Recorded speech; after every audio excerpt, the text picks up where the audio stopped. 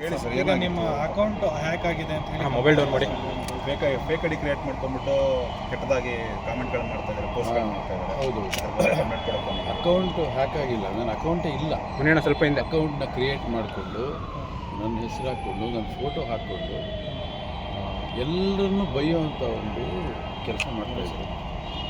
ಅಪ್ಪು ಅವರ ಫೋಟೋಸ್ ಹಾಕಿ ಅಪ್ಪು ಅವ್ರ ಬಗ್ಗೆ ಕೆಟ್ಟ ಕೆಟ್ಟ ಕಾಮೆಂಟ್ಸ್ ಮಾಡಿಕೊಂಡು, ಸುದೀಪ್ ಅವ್ರ ಫೋಟೋ ಹಾಕ್ಕೊಂಡು ಅವ್ರ ಬಗ್ಗೆ ಕೆಟ್ಟ ಕೆಟ್ಟ ಕಾಮೆಂಟ್ಸ್ ಮಾಡಿಕೊಂಡು, ಶಿವಣ್ಣನ ಫೋಟೋ ಹಾಕ್ಕೊಂಡು, ಹೀಗೆ ಬಹುತೇಕ ಎಲ್ಲ ಕಲಾವಿದರ ಬಗ್ಗೆ ನಾನು ಕಾಮೆಂಟ್ಸ್ ಮಾಡೋ ಥರ ಅಲ್ಲಿ ಎಷ್ಟು ಸಾವಿರಾರು ಪೇಜ್ಗಳಿದೆ.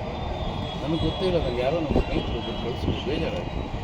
ಸರ್, ಇಲ್ಲಿ ಸಾಹೇಬರು ಕಂಪ್ಲೇಂಟ್ ಕೊಡೋಣ ಅಂತ ಬಂದಿದ್ದೀನಿ, ಇದ್ರ ಬಗ್ಗೆ ಕ್ರಮ ತಗೊಳ್ಬೇಕು. ಈ ಥರದ್ದೊಂದು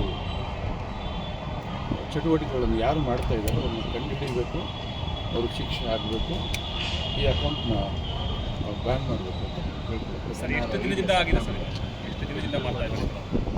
ಇದು ಸುಮಾರು 6-7 ತಿಂಗಳಿಂದ ಇದೆ ಅಂತ ನನಗೆ ಗೊತ್ತಿಲ್ಲ. ಅದು ನನ್ನ ಗಮನಕ್ಕೆ ಬಂದಿಲ್ಲ. ನನ್ನ ಗಮನಕ್ಕೆ ಬರ್ತಿದ್ದಾಗೇನೆ ಇಮ್ಮಿಡಿಯೇಟಾಗಿ ನಾನು ಕಂಪ್ಲೇಂಟ್ ಕೊಡೋದಕ್ಕೆ ಇಲ್ಲಿಗೆ ಬಂದಿದ್ದೀನಿ. ಏನಾದ್ರು ಐಡಿಯಾ ಇದೆಯಾ ಸರ್, ಯಾರು ಮಾಡ್ತಿದ್ದಾರೆ ಏನು ಅಂತ?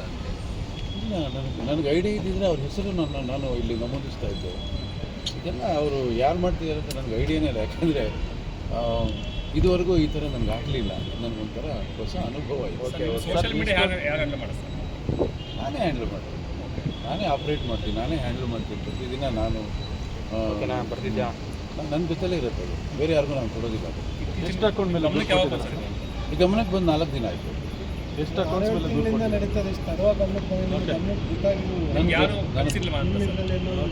ಇಲ್ಲ ಇಲ್ಲ ಇಲ್ಲ ನನಗೆ ಗೊತ್ತಾಗಿಲ್ಲ. ಗೊತ್ತಾಗ್ತಿದ್ದಾಗೆ ನಾನು ಕಂಪ್ಲೇಂಟ್ ಫ್ರೆಂಡ್ಸ್ ಯಾರಾದರೂ ಸರ್ ಈ ಥರ ನಿಮ್ಮ ಅಕೌಂಟ್ ಮೆಸೇಜ್ ಮಾಡಿದ್ದೀರಾ ಅಥವಾ ಏನಾದ್ರು ಕೇಳಿದ್ದೀರಾ? ಏನೂ ಕೇಳಿಲ್ಲ ಸರ್, ಇತ್ತೀಚೆಗೆ ಈ ಥರ ಒಂದು ಮಾಡುವಂಥದ್ದು ಅಂದರೆ ಫೇಸ್ಬುಕ್ಕಲ್ಲಿ ಸೋಷಿಯಲ್ ಮೀಡಿಯಾಗಳಲ್ಲಿ ಕಾಮೆಂಟ್ ಹಾಕುವಂಥವ್ರು ಕಾಲೇಜಲ್ಲಿ ತುಂಬ ಜಾಸ್ತಿ ಆಗಿ ಮೊಬೈಲ್ ಡೌನ್ ಮಾಡಿ ಈಗ ನೋಡ್ತಾ ಇದ್ದೀವಿ. ಚಿತ್ರರಂಗದ ಸುಮಾರು ಬೆಳವಣಿಗೆ ಆಗ್ತದೆ. ನಮಗೆ ಒಂದು ಕಂಪ್ಲೇಂಟ್ ಕೊಟ್ಟಿದ್ದು, ಪ್ರಥಮ ಕಂಪ್ಲೇಂಟ್ ಕೊಟ್ಟಿದ್ದಾರೆ. ಇದ್ರ ಬಗ್ಗೆ ಏನು ಹೇಳ್ತಾರೆ ಸರ್? ಸೋಷಿಯಲ್ ಮೀಡಿಯಾದಿಂದ ಸಮಾಜದ ಸ್ವಾಸ್ಥ್ಯ ಭಾಳ ಆಗ್ತದೆ. ಯಾಕೆಂದರೆ ಹೆಚ್ಚಿಗೆ ಅದು ಭಾಳ ಕಡೆ ಇದೆ, ಅದು ಎಲ್ಲೂ ಇಲ್ಲ ಅಂತ ನಾನು ಹೇಳಲ್ಲ. ಆದರೆ ಕರ್ನಾಟಕದಲ್ಲಿ ಹೆಚ್ಚಿಗೆ ಆಗ್ತಾಯಿದೆ. ನಮಗೊಂಥರ ಇಡೀ ಕನ್ನಡಿಗರಿಗೆ ಆಗ್ತಕ್ಕಂಥ ಅವಮಾನ ಇದು. ನೀವು ಕಮೆಂಟ್ಸ್ ಮಾಡಿ, ನಿಮಗೆ ಅಭಿವ್ಯಕ್ತಿ ಸ್ವಾತಂತ್ರ್ಯ ಇದೆ, ಆದರೆ ಒಂದು ಚೌಕಟ್ಟಿದೆ, ನಾಗರಿಕತೆ ಅನ್ನೋ ಒಂದು ಚೌಕಟ್ಟಿದೆ. ಆ ಚೌಕಟ್ಟು ಒಳಗಡೆ ಇರಬೇಕು. ಎಲ್ಲರೂ ಕೂಡ ಅವರವರ ಅಭಿಪ್ರಾಯಗಳನ್ನು ಹೇಳ್ಕೊಳ್ಳೋದಕ್ಕೆ ಅವಕಾಶ ಇದೆ. ಅದು ತಪ್ಪೋದು. ನಾವು ಇಷ್ಟ ಬಂದಾಗೆ ಕೆಲಸ ಇಲ್ಲ ಅಂತ ಕೂತ್ಕೊಂಡು ಸೋಷಿಯಲ್ ಮೀಡಿಯಾಗಳಲ್ಲಿ ಯಾರ್ಯಾರ ಬಗ್ಗೆನೋ ಏನೇನೋ ಮಾತಾಡಿಕೊಂಡು, ಏನೇನೋ ಮೆಸೇಜ್ಗಳು ಹಾಕ್ಕೊಂಡು ಬೇರೆಯೊಬ್ಬರನ್ನ ತೇಜೋವಧೆ ಮಾಡೋದ್ರ ಜೊತೆಯಲ್ಲಿ ಬೇರೆ ಬೇರೆ ಸಂಬಂಧಗಳನ್ನು ಹಾಳು ಮಾಡೋದು. ಯಾಕೆಂದರೆ ಇವತ್ತು ನಾನು ಉದ್ಯಮದಲ್ಲಿ ಎಲ್ಲರ ಜೊತೆಯಲ್ಲೂ ಚೆನ್ನಾಗಿದ್ದೀನಿ, ಎಲ್ಲರ ಜೊತೆಯಲ್ಲೂ ನಾನು ಕೆಲಸ ಮಾಡಿದ್ದೀನಿ, ಎಲ್ಲರೂ ನನ್ನನ್ನು ಭಾಳ ಗೌರವಿಸ್ತಾರೆ, ನನ್ನ ಸಂಬಂಧ ಎಲ್ಲರ ಜೊತೆಯೂ ಚೆನ್ನಾಗಿದೆ. ನಾನು ಮೊನ್ನೆ ಎಕ್ಕ ಸಿನಿಮಾ ನೋಡಿ ರಾಘಣ್ಣಂಗೆ ಫೋನ್ ಮಾಡಿ ಸಿನಿಮಾ ಬಗ್ಗೆ ನನ್ನ ಅಭಿಪ್ರಾಯ ತಿಳಿಸಿದೆ. ಆಮೇಲೆ ನಿರ್ಮಾಪಕರಿಗೆ ಫೋನ್ ಮಾಡಿ ಹೇಳಿದ್ದೀನಿ. ಇಲ್ಲಿ ನೋಡಿದ್ರೆ ಎಕ್ಕ ಸಿನಿಮಾ ಬಗ್ಗೆ ಕೆಟ್ಟದ ಕಾಮೆಂಟ್ಸ್ ಹಾಕಿ ಇವ್ರು ಪ್ರಚಾರ ಮಾಡ್ತಿದ್ದಾರೆ. ಹಾಗಾದರೆ ಅಂದ್ಕೊಳ್ಳಲ್ಲ, ನನ್ನ ಸ್ವಭಾವ ಅವ್ರಿಗೆ ಗೊತ್ತಿದೆ. ಈ ಥರದ್ದು ಒಂದು ಬೆಳವಣಿಗೆಗಳು ನಮಗೆ ಮಾರಕ, ಚಿತ್ರರಂಗಕ್ಕೆ ಕೆಟ್ಟ ಮಾರಕ. ಇದನ್ನು ತಡಿಬೇಕು, ನಿಲ್ಲಿಸಬೇಕು. ಸರ್, ಈಗ ಫ್ಯಾನ್ಸ್ ವಾರ್ ಅನ್ನೋದು ನೀವು ಕೂಡ 3 ದಶಕ ಆಯಿತು ಚಿತ್ರರಂಗದಲ್ಲಿ ಫ್ಯಾನ್ಸ್ ವಾರ್ ಅನ್ನೋದು ಅವರ ನಾಯಕ ಇವ್ರ ನಟ ಅಂತೇಳಿ. ಅದೇ ಇತ್ತೀಚೆಗೆ ಆಗ್ತಿರುವಂಥ ಫ್ಯಾನ್ಸ್ ವಾರ್ಗಳಲ್ಲಿ ನೋಡಿದ್ರೆ ಎಲ್ಲೋ ಒಂದು ಕಡೆ ಬೇರೆ ದಿಕ್ಕಿಗೆ ಹೋಗ್ತಾರೆ ಚಿತ್ರರಂಗ ಅಂತ. ಯಾರೋ ಒಬ್ಬ ನಟನ ಫ್ಯಾನ್ಸ್ ಅಂತ ಹೇಳ್ಕೊಂಡು ಮಹಿಳೆಯರಿಗೆ ಅವಕಾಶ ನಿಂದನೆ ಮಾಡುವಂಥದ್ದು, ಒಬ್ಬ ನಟನ ನಿಂದನೆ ಮಾಡುವಂಥದ್ದು. ನೀವು ಇಂಡಸ್ಟ್ರಿ ಕೆಟ್ಟ ಸುತ್ತಾ ಇದೆ ಅಂದರೆ ಸರ್ ಫ್ಯಾನ್ಸ್ ವಾರಲ್ಲಿ. ಖಂಡಿತ ನಾನು ಅದನ್ನೇ ಹೇಳಕ್ಕೆ ಬಂದೆ. ಈ ಹಿಂದೆನೂ ಫ್ಯಾನ್ಸ್ ವಾರ್ಗಳು ಇದ್ದು, ಯಾವಾಗ ಫ್ಯಾನ್ಸು ಹುಟ್ಕೊಂಡ್ರೋ ಆವಾಗಿಂದನೂ ವಾರ್ಗಳು ಇದ್ದೇ ಇರುತ್ತೆ. ಆದರೆ ಲಿಮಿಟ್ ಮೀರಿ ಹೋಗ್ತಾ ಇರಲಿಲ್ಲ. ಇದು ಅತಿರೇಕಕ್ಕೆ ಹೋಗ್ತಾ ಇದೆ. ಯಾವ ಮಟ್ಟಕ್ಕೆ ಅಂದರೆ ಹೇಳ್ಕೊಳ್ಳೋಕೆ ಅಸಹ್ಯ ಆಗುತ್ತೆ, ಅಷ್ಟು ಮಟ್ಟಕ್ಕೆ ಹೋಗ್ತಾ ಇದೆ. ಅದಾಗಬಾರ್ದು. ಕನ್ನಡ ಚಿತ್ರರಂಗದಲ್ಲಿ ಈ ಥರದೊಂದು ಬೆಳವಣಿಗೆ ಇಡೀ ಕನ್ನಡಿಗರಿಗೆ ಮಾಡ್ತಕ್ಕಂಥ ಅವಮಾನ. ನಾವೆಲ್ಲ ತಲೆ ತಗ್ಸುವಂಥ ಪ್ರವೃತ್ತಿ ಇಲ್ಲ ಕೂಡ. ಇದನ್ನು ಎಲ್ಲರೂ ಕೂಡ ಸರಾಸರಿ ಖಂಡಿಸ್ತೀವಿ. ಆಕ್ಟರ್ಗಳು ಮುಂದೆ ಬಂದು ಅಂತ ಇಲ್ಲ, ಬಟ್ಟೆ ಹಾಕ್ಕೋತೀವಿ, ಬೆತ್ತಲೆ ಏನು ಓಡಾಡೋದಿಲ್ಲ.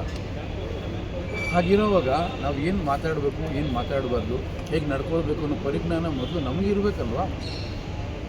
ಅದನ್ನು ಯೋಚನೆ ಮಾಡಬೇಕು ಪ್ರತಿಯೊಬ್ಬರು ಕೂಡ.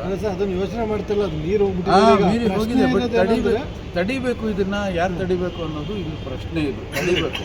ಈಗ ನಾವು ಅನ್ಕೋತೀವಿ ಅವ್ರು ಯಾರೋ ಅವ್ರ ಕಡೆಯವ್ರು ಮಾಡ್ತಿದ್ದಾರೆ, ಇವ್ರ ಕಡೆಯವ್ರು ಮಾಡ್ತಿದ್ದಾರೆ, ಅದು ನಿಜಾನ ಸುಳ್ಳು ಅನ್ನೋದು ಗೊತ್ತಿಲ್ಲ. ಈಗ ಈಗ ನಾವು ನೀವು ಚೆನ್ನಾಗಿದ್ರೆ ಯಾರೋ ಹಾಕಿದ ಕಮೆಂಟ್ಗೆ ಇಬ್ಬರು ನಡುವೆ ಒಂದು ಇದು ಕ್ರಿಯೇಟ್ ಆಗ್ಬಿಡುತ್ತೆ ಅಂತ ಇಂಡಸ್ಟ್ರಿಯಲ್ಲಿ ಕಲಾವಿದರಿಗೆ. ಇದು ಆಗೋಗ್ಬಿಟ್ಟಿದೆ ಈಗ, ಅದನ್ನ ಹೆಂಗೆ ಕ್ಲಿಯರ್ ಆಗೋಗ್ಬಿಟ್ಟಿದೆ. ವಾಣಿಜ್ಯ ಮಂಡಳಿ ಇದೆ, ಅದ್ರ ಬಗ್ಗೆ ಬೇರೆ ಏನು ಇರು ತಗೊಳತ್ತೇನೋ ಅಲ್ಲ. ಈಗ ಸಾಕಷ್ಟು ದೂರುಗಳು ಇಲಾಖೆಗೆ ಬಂದಿದೆ. ಕಮಿಷನರ್ ಅವರು ಇದ್ರ ಬಗ್ಗೆ ಏನು ಹೆಜ್ಜೆ ಇಡ್ತಾರೆ ನೋಡೋಣ, ಅವರೇನು ತೀರ್ಮಾನ ತಗೊಳ್ತಾರೆ ನೋಡೋಣ. ಇದನ್ನೆಲ್ಲ ತಡಿಬೇಕು, ಈ ಥರದ್ದೊಂದು ಪ್ರಕ್ರಿಯೆ ತಡಿಬೇಕು. ಜೊತೆಗೆ ಸರ್ ರಾಜ್ಕುಮಾರ್ ಇದ್ದರು, ವಿಷ್ಣುವರ್ಧನ್ ಸರ್ ಇದ್ದರು, ಅಂಬರೀಷ್ ಅವರು ಇದ್ದರು. ಅವರಿದ್ದಾಗ ಈ ಥರದೊಂದು ಘಟನೆ ಆದಾಗ ಅಥವಾ ಪ್ರಾಬ್ಲಮ್ ಆದಾಗ ನಿಮ್ಮ ತಲೆ ಮೇಲೆ ಹೊಡೆದಂತ ಯಾರು ಒಂದು ಹೇಳುವಂಥ ಒಂದು ಕೆಲಸ ಮಾಡ್ತಾರೆ, ಬಂದರೆ ನಾನು ಮಾತಾಡ್ತೀವಿ ಅಂತ. ಇವತ್ತು ಯಾರೂ ಕೂಡ ಆ ಜವಾಬ್ದಾರಿ ತಗೊಳ್ತಾ ಇಲ್ಲ. ಇದೇ ಕಲಾವಿದರು ಬರಬೇಕು ಅಂತ ಮುಂದೆ ಅಟ್ಲೀಸ್ಟ್ ಕರೆದು ಮಾತಾಡಬೇಕು. ಉದ್ಯಮ ಇಂಥ ಸಂದರ್ಭದಲ್ಲಿ ಕೂತ್ಕೊಂಡು ಚರ್ಚೆ ಮಾಡಿ ಇದಕ್ಕೆ ಸರಿಯಾದಂಥ ಒಂದು ಮಾರ್ಗದರ್ಶನ ಕೊಡುವಂಥ ಒಂದು ವೇದಿಕೆ ನಿರ್ಮಾಣ ಆಗಬೇಕು. ಅದು ಸದ್ಯದಲ್ಲಿ ಆಗುತ್ತೆ, ಯಾಕೆ ನಿಲ್ಲಿಸಬೇಕು. ಸಿನಿಮಾ ಮತ್ತು ಎಸ್ ನಾರಾಯಣವ್ರಿಗೆ ಯಶಸ್ಸಿಗೆ ಬರಬೇಕು ಅನ್ನೋ ಉದ್ದೇಶ ಯಾರೋ ಸ್ಟಾರ್ ನಟರು ಯಾರಿದ್ದಾರೆ ಅವ್ರ ಫ್ಯಾನ್ಸ್ ಏನಾರು ಮಾಡಿದ್ದಾರೆ ಅಂತ ಇಲ್ಲ, ನಾನು ಯಾರ ಬಗ್ಗೆ ನನಗೆ ಅನುಮಾನ ಇಲ್ಲ. ಯಾಕೆಂದರೆ ಯಾವುದೇ ಕಲಾವಿದರ ಅಭಿಮಾನಿಗಳು ನನ್ನನ್ನು ಇವತ್ತು ಟಾರ್ಗೆಟ್ ಮಾಡಿಲ್ಲ, ಯಾರು ಕೂಡ ನನ್ನ ಬಗ್ಗೆ ಕೆಟ್ಟ ಕಾಮೆಂಟ್ಸ್ ಮಾಡಿಲ್ಲ. ಎಲ್ಲರ ಜೊತೆಲೂ ಕೆಲಸ ಮಾಡಿದ್ದೀನಿ. ಬಟ್ ಇದು ಯಾರು ಮಾಡಿದ್ದಾರೆ ಅನ್ನೋದೇ ನಮಗೆ ಒಂಥರ ಕುತೂಹಲ. ಹಾಗಾಗಿ ನಾನು ಸಾಹೇಬನ್ನು ದೂರು ಕೊಟ್ಟಿದ್ದೀನಿ, ಅವ್ರನ್ನ ಕಂಡು ಹಿಡಿಯೋಕ್ಕೆ ಹೇಳ್ತಾ ಇದ್ದೀನಿ. ಮಾಡಬೇಡ್ರಪ್ಪ, ನಮ್ದೇನಿದ್ರೆ ನಾವು ಬಗೆಹರಿಸ್ಕೊಂತೀವಿ, ನಮ್ಮದು ನೀವು ಬಿಟ್ಬಿಡಿ, ಬನ್ನಿ ಸಿನಿಮಾ ನೋಡಿ ಇಂಡಸ್ಟ್ರಿ ಬೆಳೆಸಿ ಅಂತ ಇದು ಹೇಳ್ಬೋದಿತ್ತೇನೋ ಅಂತ. ಪ್ರತಿಯೊಬ್ಬರೂ ಕೂಡ ನಾವು ನಾಗರಿಕರು ಅನ್ನೋದನ್ನ ಅವ್ರು ಅರ್ಥ ಮಾಡ್ಕೊಳ್ಬೇಕು. ನೋಡಿ, ನಾವು ಮಾನವರು, ಆದಿ ಮಾನವರಲ್ಲ. ಆ ಕಡೆ ಇಸ್ಕೊಂಡ್ಬಿಟ್ಟಿದ್ದೀನಿ.